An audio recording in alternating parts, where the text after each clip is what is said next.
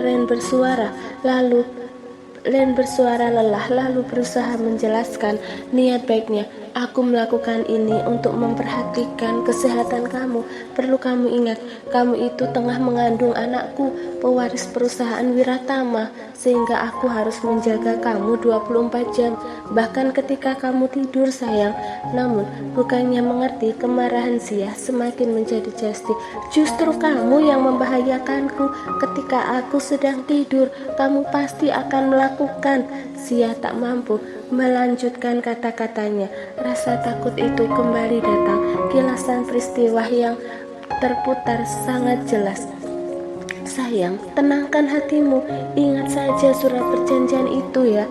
Ketika kamu berpikir buruk padaku, ingatlah surat perjanjian itu, ujar Ren, berusaha membuat sang istri sedikit rileks dan mulai berpikiran positif tentangnya. Aku tidak bisa satu ruangan sama kamu. Aku bisa mati berdiri, tahu kamu. Desis Zia kasar. Biasakanlah, aku akan tidur di sofa dan akan membiarkan kamu tidur di ranjang. Kita juga sudah bermalam di rumah sakit. Pelan-pelan kamu akan terbiasa akan kehadiranku. Aku tidak sanggup. Aku mau pergi dari sini. Lirik Zia frustasi. Tak akan aku biarkan itu terjadi. Cobalah, anggap aku temanmu sayang. Aku sudah berjanji tidak akan melakukan hal-hal buruk yang akan menyakitimu. Percayai aku terlebih dahulu sehingga kamu bisa tenang. Zia berusaha menghirup oksigen sebanyak-banyaknya, berusaha membuat batinnya damai. Pada akhirnya wanita itu pasrah. Kewarasannya kembali mengambil alih dan akhirnya ia menyerah. Tak ada yang bisa ia lakukan terhadap laki-laki dominan seperti Ren. Yang harus ia lakukan adalah bertahan. Kamu baik-baik saja kan sayang? Tanya Ren memastikan keadaan sang istri. Aku tidak akan pernah baik-baik saja ketika berada bersamamu. Jangan bertanya lagi dan jangan hiraukan aku, ucap Zia, lalu membalik tubuhnya menghadap dinding menarik selimut. Kemudian berusaha memejamkan matanya dalam perasaan ketakutan. Sekilas ia ingat lagi apa yang dikatakan oleh Ren, di mana ia telah menandatangani surat perjanjian yang membuatnya tidak bisa berkutik dan tidak bisa mengganggunya. Setidaknya itu membuatnya tenang. Harapannya hatinya akan mulai menerima semua ini dan menjalani kehidupannya setahun ke depan. Sementara hati Ren terasa dicubit ketika melihat reaksi Zia, namun ia akan terus memikat hati wanitanya itu. Besok, Ren berniat memasak menu favoritnya dan melayani sang istri. Semoga dengan kebersamaan ini, perasaan Zia akan mulai tumbuh karena mulai besok ia akan menunjukkan semua perhatian dan kasih sayangnya secara ugal-ugalan agar istrinya tersebut bisa sedikit menoleh ke arahnya dan menghargai semua pengorbanannya. Tidurlah sayang, jangan khawatirkan apapun. Aku berjanji kamu akan selalu aman berada di sisiku. Syukurlah dia bisa tidur dengan nyenyak. Efek obat dari rumah sakit pasti masih tersisa di tubuhnya, sehingga dia bisa tidur selelap ini. Ren menggumam lirih sambil terus menatap punggung Zia yang tengah tertidur lelap, sambil memikirkan apa saja yang bisa ia lakukan untuk membuat sang istri mulai menoleh ke arahnya. Hati kecilnya berteriak ingin meluapkan rasa cintanya yang semakin menggebu-gebu. Ini benar-benar gila. Kenapa perasaannya kian membuncah? Padahal kalau dipikir-pikir, Zia tak pernah bersikap manis padanya. Herannya, bukannya ia benci, malah semakin tergila-gila. Wajar kalau adiknya hingga detik ini menggilai wanita yang telah menjadi istrinya tersebut.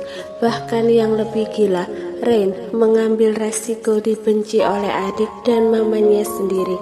Namun apa boleh buat, cinta yang Ren rasakan pada Zia semakin lama semakin tak bisa dibendung, hingga ia siap mengorbankan apa saja demi memilikinya selamanya. Ditambah ia dan Zia akan segera memiliki anak yang akan semakin mengikat erat ia dan istrinya. Ren pelan-pelan naik ke atas ranjang lalu membalik tubuh sang istri menghadapnya. Hilangkan rasa takutmu itu sayang, aku tak akan menyakitimu lagi, aku akan menebus semua perbuatan kejamku dan menggantinya dengan kebahagiaan, gumam Ren sambil membelai wajah cantik wanita yang membuatnya nyaris gila. Selama beberapa minggu ini, Zia benar-benar membuatnya kalang kabut. Bagaimana tidak, ia nyaris jadi orang gila, menguntit Zia kemana-mana. Yang lebih menyiksa adalah ketika malam tiba, di mana bayangan wajah sang istri berenang-renang di pikirannya, membuatnya disiksa kerinduan. Kini hati pria itu sedikit lega, karena ia tak akan lagi disiksa rasa rindu, karena mulai malam ini istrinya akan selalu ada di sisinya. Pelan-pelan Ren merapat lalu mendekap istrinya yang sedang tertidur, dan perasaan bahagia terasa begitu membuncah di dadanya. Dihirupnya aroma wangi dalam-dalam, dicurahkannya semua rasa yang telah lama tertahan. Betapa rindunya ia pada wanita ini, betapa ingin dirinya mencurahkan rasa cinta di hatinya pada istri cantiknya itu. Sayang, aku sangat mencintaimu, segeralah maafkan aku dan balas cintaku, gumam Ren lirih. Ren memuaskan hatinya untuk mendekap dan yang tidur begitu lelap sampai akhirnya dengan tidak rela ia mengurai pelukannya lalu kembali ke sofa. Selamat tidur istriku, lirih Ren menatap sendu wajah sang istri dari kejauhan dan akan menunggunya terjaga untuk diajak makan bersama malam nanti. Zia terkesiap ketika ia mulai terjaga dari tidurnya dan menyadari kalau dirinya saat ini berada di rumah Ren, suami yang sangat ia benci. Takut kalau Ren melakukan hal buruk padanya, segera ia edarkan pandangannya ke sekitar dan tidak menemukan suaminya di dalam kamar tersebut. Kemana dia? Gumam Zia sambil menoleh ke arah nakas, di mana waktu sudah menunjukkan pukul 6 sore. Hatinya sedikit lega ketika ia memperhatikan semua anggota tubuhnya, di mana pakaiannya masih lengkap, tidak ada sedikit pun tadinya ia pikir akan mendapati, karena ia tak bisa membuang pikiran buruknya terhadap Ren. Siapa saja yang diposinya pasti akan melakukan hal yang sama.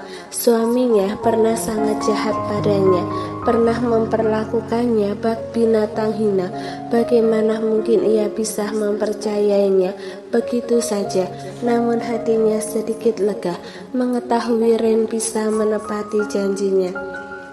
Fakta itu membuatnya merasa kuat untuk menjalani hari-harinya selama setahun ke depan, karena Zia yakin suaminya tidak akan mungkin berniat menyentuhnya, karena bayi dalam kandungannya pun akan terancam bahaya jika dia melakukan itu. Selain itu, Ren juga pasti akan mempertimbangkan perjanjian yang sudah ditandatangani, di mana isinya tidak akan pernah ada pemaksaan untuk melakukan hubungan. Semoga saja kamu tetap menepati janji kamu sampai perceraian nanti. Zia akhirnya mencoba turun dari tempat tidur dan merasakan kepalanya tidak pusing seperti tadi siang. Wanita itu lalu mencoba memberanikan diri pergi ke kamar mandi untuk membersihkan diri, karena merasa tubuhnya benar-benar terasa gerah. Tak ia pedulikan lagi di mana suaminya, yang penting ia bisa sedikit lega tidak melihat wajah suaminya saat ini. Zia pelan-pelan melangkah dan akhirnya berhasil masuk ke dalam kamar mandi. Sementara Ren yang baru saja menyelesaikan masakannya di dapur langsung menuju ke kamar untuk mengajak sang istri makan malam bersama. Ia telah mempersiapkan menu dinner yang sangat istimewa sebelumnya. Ia tak pernah merasakan kebahagiaan seperti ini. Ternyata memasak demi orang yang tersayang bisa membuatnya segembira ini. Sambil bersiul riang, Ren melenggang ke dalam kamar mandi buat sang istri mencicipi masakan istimewa yang ia buat sepenuh hati.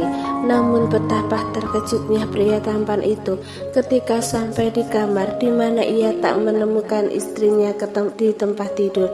Kemana dia? Astaga, apa dia ke kamar mandi? Ren menghambur ke tempat tidur lalu mencarinya keberadaan istrinya. Hatinya cemas.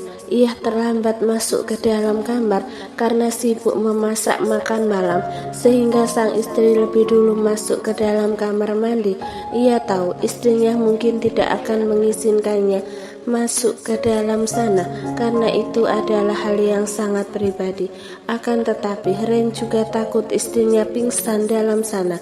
Bahkan ia takut sang istri sengaja akan mencelakai dirinya. Apa yang harus aku lakukan? Apa aku dobrak saja pintunya? Ren begitu gelisah. Ia mondar-mandir di depan pintu kamar mandi, berharap istrinya segera keluar. Kalau istrinya sudah benar-benar pulih, tidak akan jadi masalah baginya. Masalahnya Zia masih belum fit, dan yang paling ditakutkan Ren adalah istrinya kembali berbuat nekat di dalam sana karena merasa tertekan dan terdesak serumah serta sekamar dengannya. Ren takut wanita itu kembali labil dan mengakhiri hidupnya. Demi Tuhan, Ren tak ingin itu terjadi. Aku tidak bisa tinggal diam. Aku harus mendobrak pintu kamar mandi ini sekarang juga. Aku juga akan merusak kuncinya sehingga dia tidak akan bisa mengurung diri di dalam sana. Baru saja mengambil ancang-ancang untuk mendobrak pintu kamar mandinya, tiba-tiba pintu itu terbuka. Perasaan lega langsung menjalari hati Ren. Buru-buru ia ingin mendekati sang istri yang sebentar lagi pasti akan keluar dari balik pintu. Namun betapa terpananya serta terpukaunya dirinya ketika melihat sang istri keluar dengan jubah mandi yang sama sekali tidak bisa menutupi.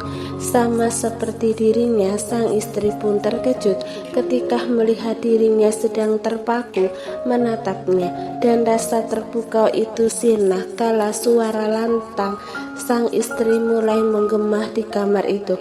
Apa yang kamu lakukan di sini, ha?